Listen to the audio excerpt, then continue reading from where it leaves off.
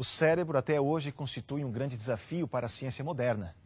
Apesar das sofisticadas técnicas de pesquisa e investigação, o homem só arranhou a superfície do conhecimento de como o cérebro funciona e interage na existência da vida. O cérebro ainda é um grande mistério.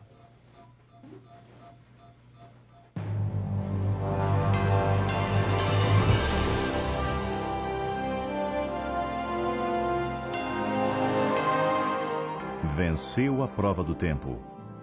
O livro de Deus, a Bíblia, ainda relevante neste mundo complexo.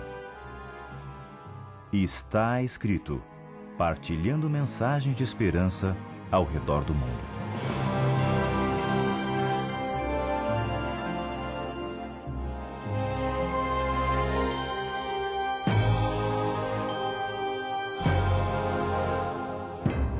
Olá, amigos.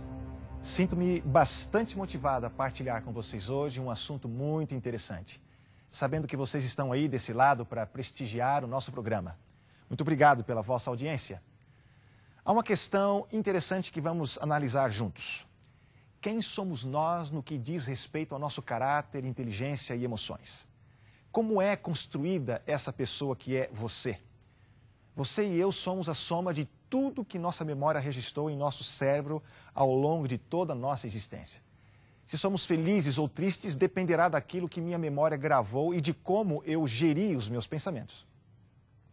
Quem sabe é por causa disto que a Bíblia diz em Filipenses capítulo 4, verso 8.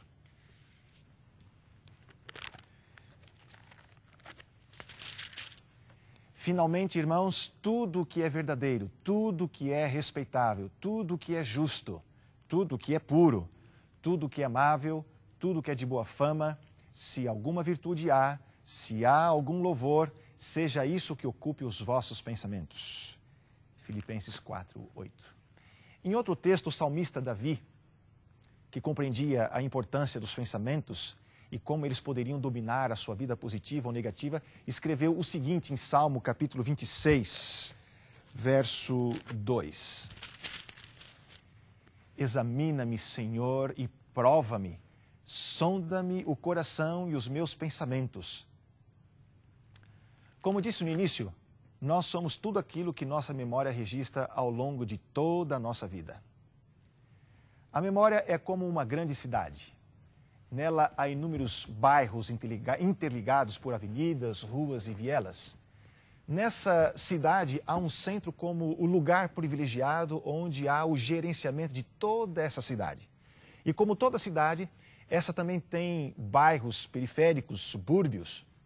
O centro de nossa memória nós chamamos de memória de uso contínuo. A periferia de nossa memória nós chamamos de memória existencial. Antes mesmo de nós nascermos, quando o nosso cérebro já está formado, já começamos a registrar todas as emoções e os sentidos. Cada imagem, cada som, cada sentido, cada pensamento gerado a partir da interação do meu corpo com o meio ambiente será gravado em nossos neurônios e estarão para sempre, até o fim da nossa vida, registrados em nossa memória. Esse fenômeno, os cientistas chamam de registro automático da memória. Esse fenômeno registra toda a experiência da vida, tanto externa como também toda a experiência interna gerada pelos pensamentos que criamos a partir de nossa experiência de vida. O registro automático da memória registra de modo privilegiado todas as informações com grande volume emocional, tais como ofensas, elogios, grandes perdas, grandes ganhos. Por exemplo, não sabemos o que comemos ontem, mas não nos esquecemos do dia em que começamos a namorar pela primeira vez. Toda experiência negativa que contém medo, insegurança, humilhação, rejeição, gera uma zona de tensão na emoção.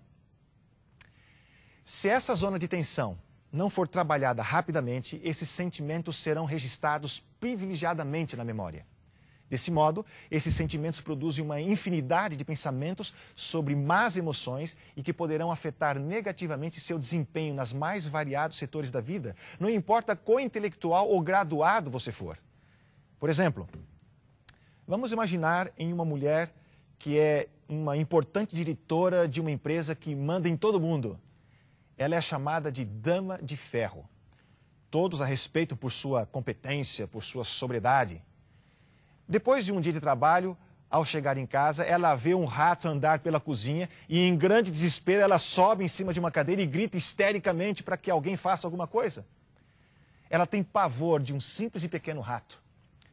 Alguém que no ambiente de trabalho é conhecida como Dama de Ferro é frágil e impotente diante de um rato 100 vezes menor do que ela. Por que isso acontece?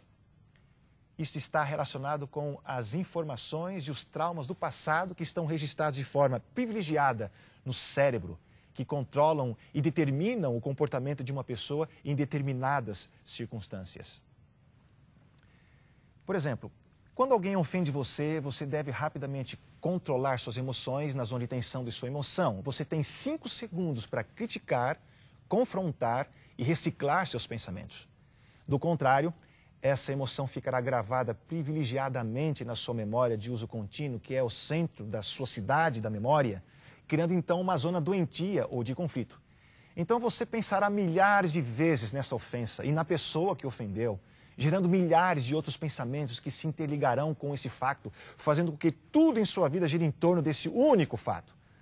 Não é assim que acontece quando alguém nos frustra ou nos ofende? Vivemos com o ofensor, dormimos com ele, acordamos com ele e quando vemos essa pessoa na nossa frente, nosso estômago começa a doer, nossas mãos e pés ficam frios, nossa respiração acelera, o coração bate mais rápido e nós temos então aquela sensação de pânico. Isso desencadeia uma série de reações como o impulso de fugir ou de agredir, muitas vezes sem sermos provocados no momento. Cada vez que pensamos fixamente em um problema mal resolvido, esse pensamento vai se expandindo na zona de tensão de nossa memória, formando aos poucos inúmeras favelas na grande cidade da nossa memória. Isso faz-nos perder o sono, a concentração, deixando-nos ansiosos, depressivos, causando danos a nós mesmos, quando não controlamos as más ideias que produzimos. Com o passar dos dias, podemos até esquecer o incidente, mas ele não foi embora. Ele vai para a memória existencial, ou seja, sai do centro da nossa memória e vai para a periferia, mais precisamente para as favelas de nossa memória. Quando em algum momento nós somos estimulados por uma imagem ou uma situação, quando vemos a pessoa que nos ofendeu ou um carro parecido com o dele, nossa memória nos leva à favela onde estão esses sentimentos e novamente somos afetados negativamente por nossas emoções, trazendo de novo esse registro para o centro privilegiado de nossa memória. Sabe aquela angústia, tristeza ou desânimo que você às vezes nem sabe de onde vem e nem por que apareceu? As causas são as zonas de tensão da nossa memória. Perdas, ofensas, fracassos, momentos de medo e insegurança de nosso passado estão armazenados como favelas na grande cidade da nossa memória. Algumas dessas favelas estão no centro de nossa memória e, portanto, nos perturbam diariamente. Outras estão na periferia e nos incomodam eventualmente, como experiências traumáticas do passado, quando você se expõe a circunstâncias ou coisas que lhe fazem lembrar o trauma do passado. Por exemplo, até uma certa idade, eu sempre gostei de leite, mas não gostava das natas. Como fui criado na quinta do avô, o leite que consumíamos era gordo e fresco. Não havia o leite industrializado como hoje. Um dia, vovô me desafiou a tomar um copo inteiro só de natas, que haviam sido recém-tiradas do leite fervido, e disse-me que se eu as bebesse todas, ele me daria o que seria hoje uns $20, mais ou menos. Animado pelo desafio, tranquei o nariz e tentei engolir toda aquela nata, mas o resultado foi uma tremenda ânsia de vômito e o que fez com que eu colocasse para fora todo o almoço comido naquele dia. Resultado? Hoje detesto tomar leite e faz muito tempo que tento evitá-lo. Esse fenômeno explica muito dos comportamentos, dos gostos, das atitudes que nós assumimos ao longo da nossa vida, tanto do lado positivo como do lado negativo.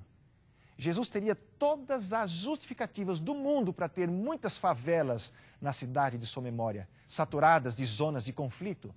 Se ele não fosse uma pessoa bem resolvida, com uma elevada capacidade de gerenciar seus pensamentos na força que encontrava, na comunhão com seu Pai, Jesus teria uma personalidade cheia de conflitos, fazendo de sua memória uma lata de lixo.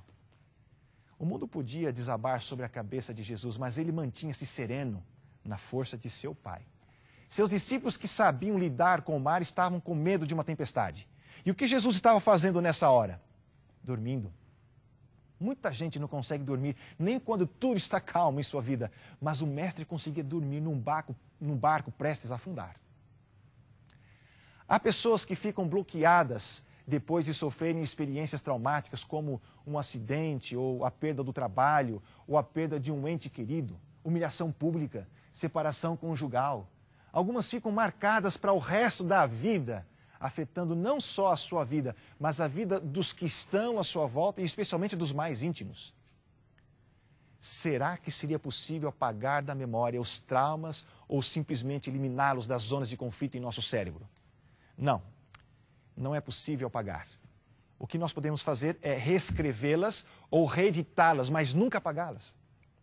Se tivéssemos a liberdade de apagar da memória nossas frustrações, poderíamos evitar alguns problemas. Imagine, por exemplo, alguém que tivesse me decepcionado e que pudesse simplesmente apagá-lo da minha memória.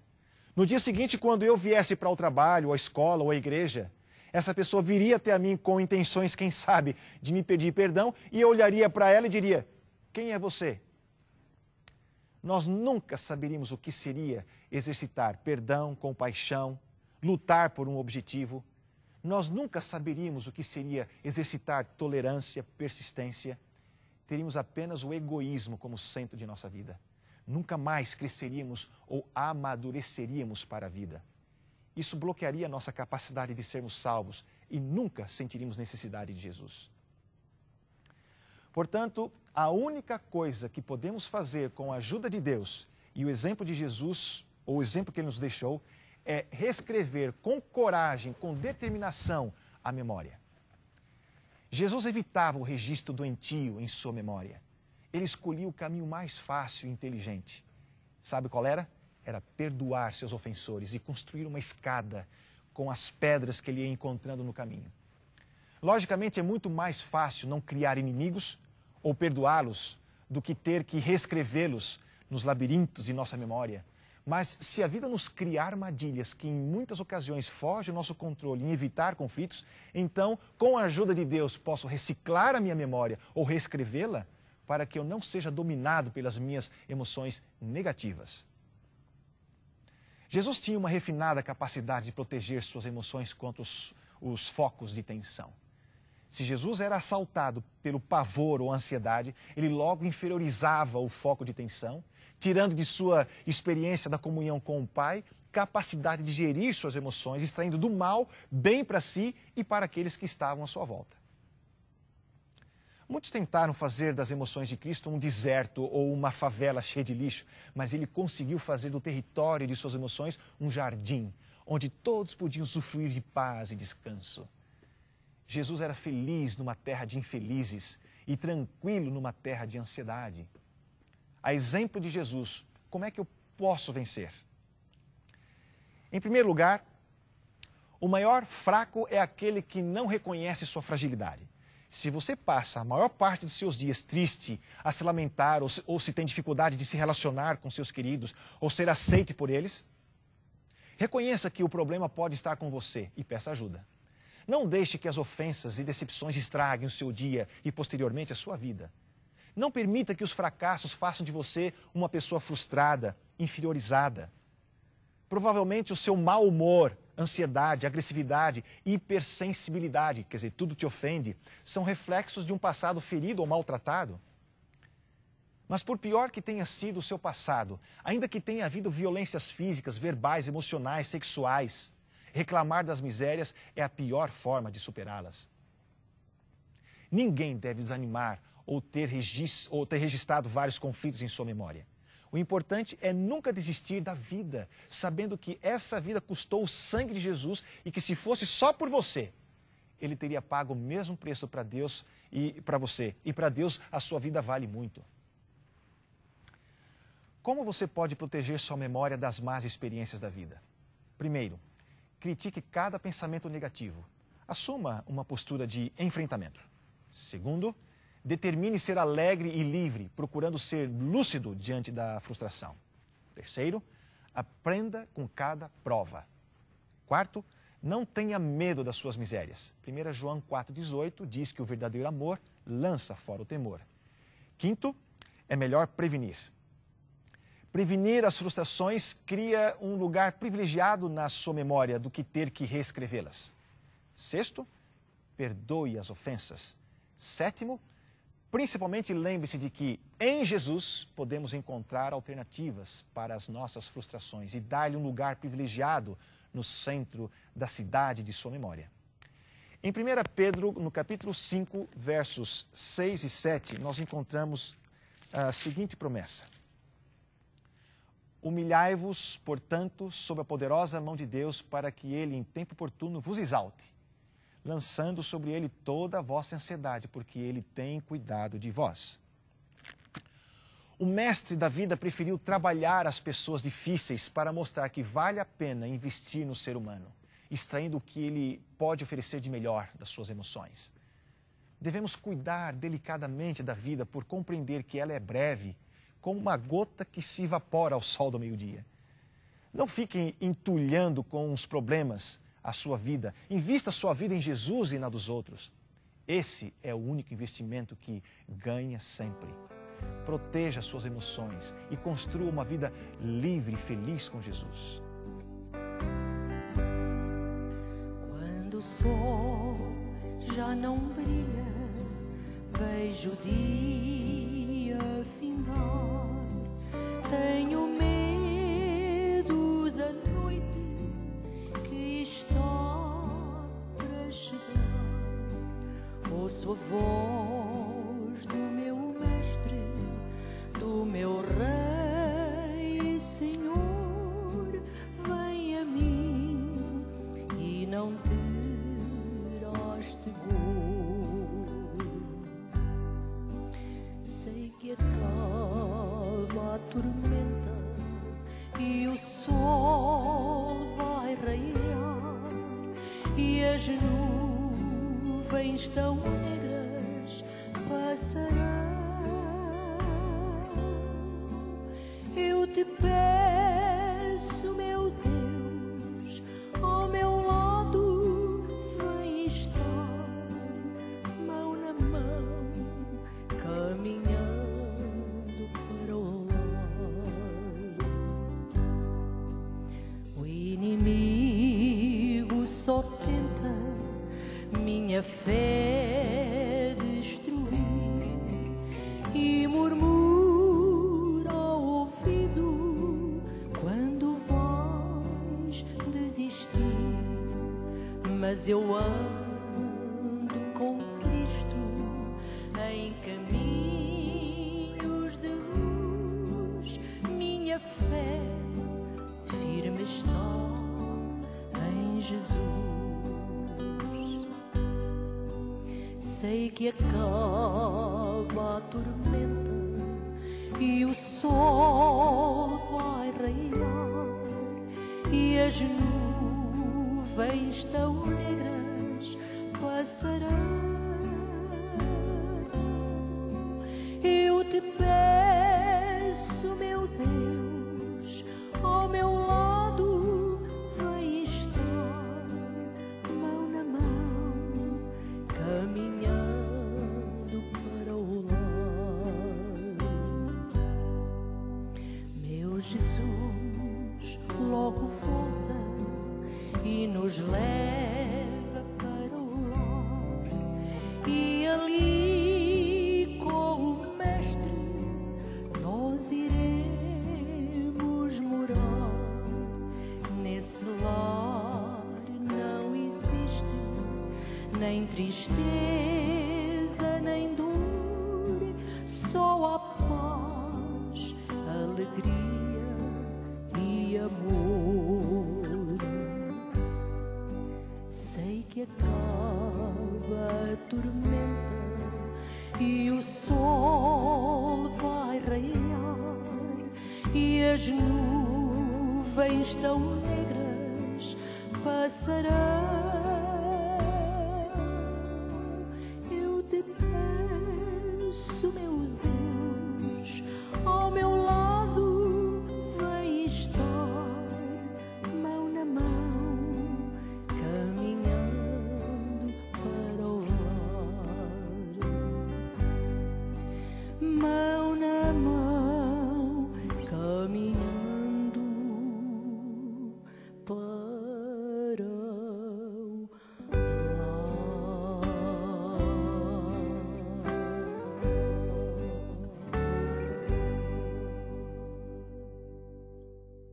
Senhor, a vida parece muitas vezes complicada e dá a impressão que somos muito limitados para enfrentar os grandes desafios e superar nossos traumas, tristezas e frustrações.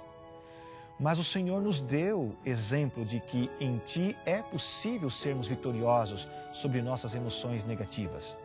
Ajuda-nos em Jesus a sermos pessoas mais felizes e com paz no coração. Em nome de Jesus. Amém.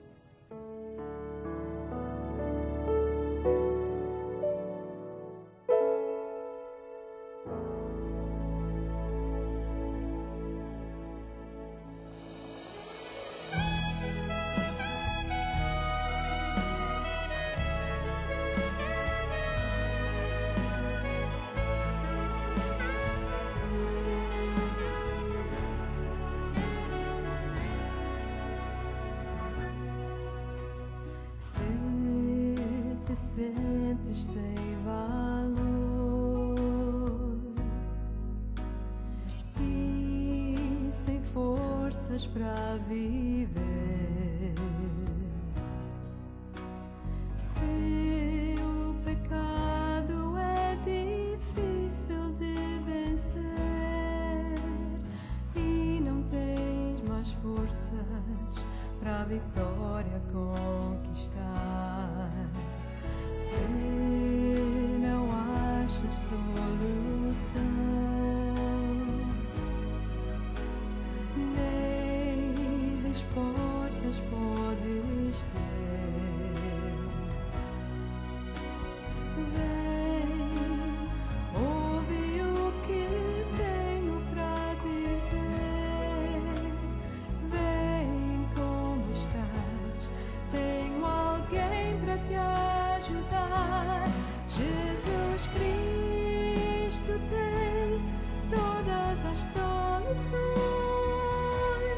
e as respostas que precisas para compreender. Ele cura todas as feridas, Ele dá perdão, é só lhe pedir que dará a salvação.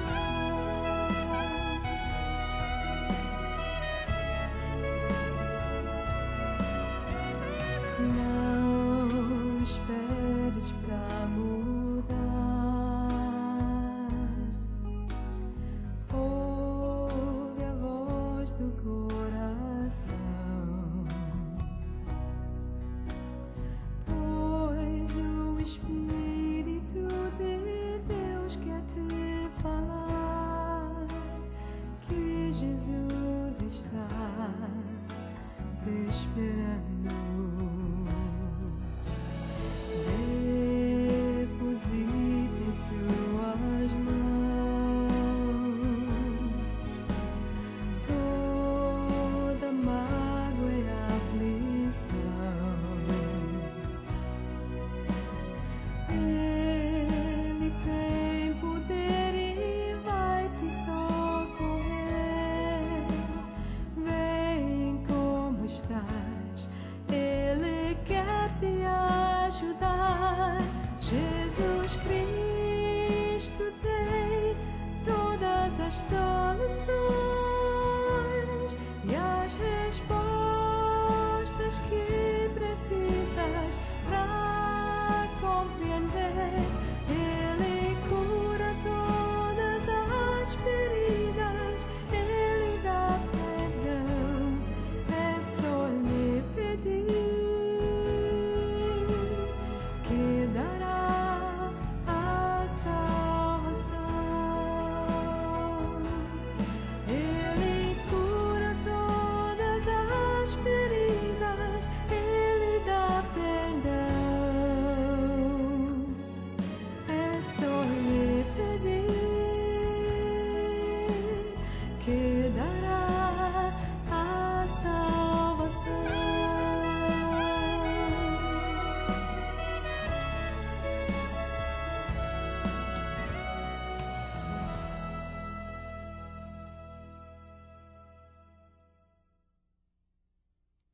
Para nós foi um prazer saber que você esteve aí desse lado acompanhando o nosso programa. Queremos oferecer-lhe hoje a oportunidade de ter lições sobre a Bíblia através do curso A Bíblia Ensina. São lições muito simples e curtas que vão ajudá-lo a ter uma compreensão muito interessante da Bíblia e do plano de Deus para você. Veja quantas vezes temos insistido com você para aproveitar essa oportunidade. Será que Deus não está insistindo com você para pegar no telefone e ligar para nós? Você poderá optar por ter essas lições particularmente ou com o apoio de um instrutor voluntário de nosso programa. E se completar essas lições, ofereceremos gratuitamente uma Bíblia. Vamos lá, pega no telefone e liga para nós. Lembre-se, a sugestão é nossa, mas a iniciativa é sua. Fico esperando a sua chamada. Para você solicitar a sua oferta de hoje, basta chamar o nosso número de telefone 416-259-8608. Chame agora mesmo 416-259-8608. Lembre que a oferta é gratuita. A operadora necessita de seu nome, endereço, número de telefone, juntamente com o nome da oferta que você deseja. Se você preferir, poderá também escrever para Está Escrito, Box 2010, Oshawa, Ontário, L1H 7V4.